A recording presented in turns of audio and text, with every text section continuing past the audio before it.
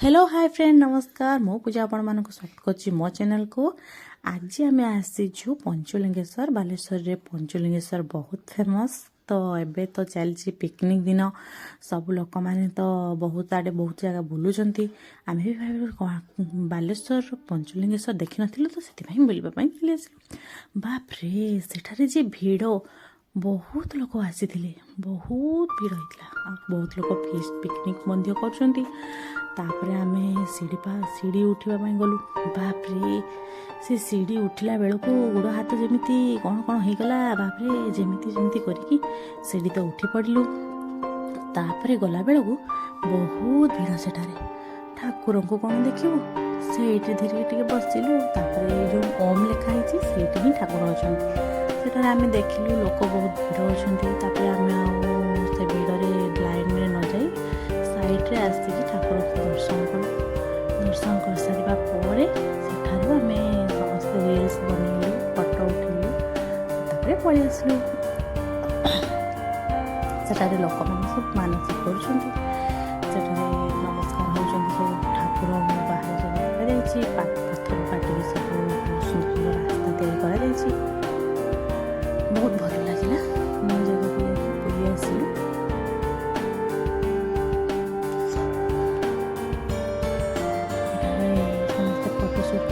ପରେ ଆମେ ଭାବିଲୁ ଟାଇମ୍ ହେଇନଥିଲା ସେଥିପାଇଁ ଆମେ ଭାବିଲୁ ଚलो ନୀଳଗିରି ଯାଇଯିବୁ ବୁଲି ଆସି ନୀଳଗିରି ଯାଇଥିଲୁ।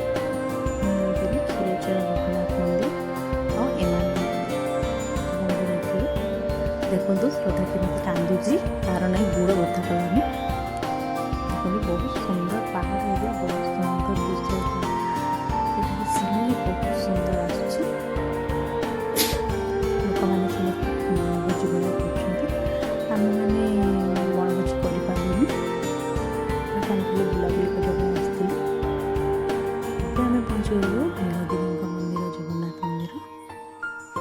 ନୀଳଗିରି ଠାରେ ଯେଉଁ ଜଗନ୍ନାଥ ମନ୍ଦିରରେ ଭିତରେ ଫଟୋ ଉଠାଇବା ମନା ଜଗନ୍ନାଥ ଠାକୁରଙ୍କର ବି ଫଟୋ ଉଠାଇବା ମନା ତ ସେଥିପାଇଁ ଆମେ ସେଠାରେ ଫଟୋ ଉଠି ନଥିଲୁ। ବାସ୍ ଆମେ ଖାଲି ଯାଇକି ଦର୍ଶନ କରିକି ବାହାରେ ଆସି ଯେଉଁ ଅଭଡ଼ା ଖାଇଲୁ ସେତେବେଳେ ଟିକେ ଫଟୋ ଉଠେଇକି ପଳେଇ ଆସିଲୁ। ସେତେବେଳକୁ ଆମର ପହଞ୍ଚି ଯାଇଥିଲେ ଦିନ 12:30 ହେଇଗଲା ନୀଳଗିରି ପହଞ୍ଚିବା ବେଳକୁ। ଏଇ ଦେଖନ୍ତୁ ଇଏ ଲକ୍ଷ୍ମୀ ମନ୍ଦିର ପାଖରେ ଯେଉଁ ଟେଣ୍ଟଟା ମାରା ହେଇଛି ସେଇଠି ଆମେ ଖାଇଲୁ। ଏଠି ଆସିକି ଅଭଡ଼ା ଖାଇଲୁ କାନିକା ଭାତ ଡାଲି 3 ପ୍ରକାର ତରକାରୀ ହେଇଥିଲା। ରେଷ୍ଟ ନେଇ ପୁଣି ବାହାରିଲୁ ଇମାମି ମନ୍ଦିରକୁ। ଶ୍ରଦ୍ଧା ପାଣି ଦେଖି ଖେଳିଲା। ତାପରେ ଯେଉଁ ହାତରେ ଯେଉଁ ଧରିଛି ନା କ'ଣ ସେଟା ଫୁଙ୍କିଲା ମାନେ ବବଲ୍ସ ବାହାରେ ତ ସେଇଟାକୁ ସେ ଗାର୍ଡ଼ କ'ଣ କଲେ ନା ନେଇନେଲେ। ସେ କହିଲେ ଯେ ଭିତରକୁ ସେଟା ଯିବନି।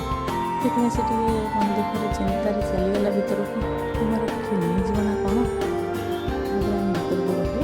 ଭିତରେ ସମସ୍ତେ ବୁଲାବୁଲି କଲେ ସେତେବେଳେ ମନ୍ଦିର ବନ୍ଦ ଥିଲା। ତ ମନ୍ଦିର ବନ୍ଦ ଥିବା ଯୋଗୁଁ ଆମେ ଟିକେ ଫଟୋ ଉଠିଲୁ ଆଉ ବୁଲାବୁଲି ସାରି ଟିକେ ବସିଲୁ ଯେ ମନ୍ଦିର ଖୋଲା ହେଲା ପରେ ଆମେ ଦର୍ଶନ କରିକି ଯିବୁ। ଏଠାରେ ବହୁତ ସୁନ୍ଦର ସୁନ୍ଦର ଫୁଲ ଗଛ ସବୁ ଲାଗିଛି ଯାହା ବହୁତ ସୁନ୍ଦର ଦେଖାଯାଉଛି। ବଡ଼ ବଡ଼ ସବୁ ଫୁଲ ହୋଇଛି ଯେମିତି ଲାଗୁଛି ଯେମିତି ପୁରା ପ୍ଲାଷ୍ଟିକ ଫୁଲ ଭଳିଆ ହେଇଛି। ସବୁକୁ ବାଡ଼ କରି ରଖାଯାଇଛି କାହିଁକିନା ଲୋକମାନେ ତୁଳି ନେବେ। ବହୁତ ଲୋକ ଆସିଥିଲେ ଏଠି ବସିଛନ୍ତି ସମସ୍ତେ କାହିଁକିନା ସେତେବେଳେ ମନ୍ଦିର ଖୋଲା ଯାଇନଥିଲା ସେଠି ବି ସମସ୍ତେ ବସିଛନ୍ତି ବୁଲୁଛନ୍ତି ସେମିତି ଫଟୋ ଫଟୋ ଉଠୁଛନ୍ତି।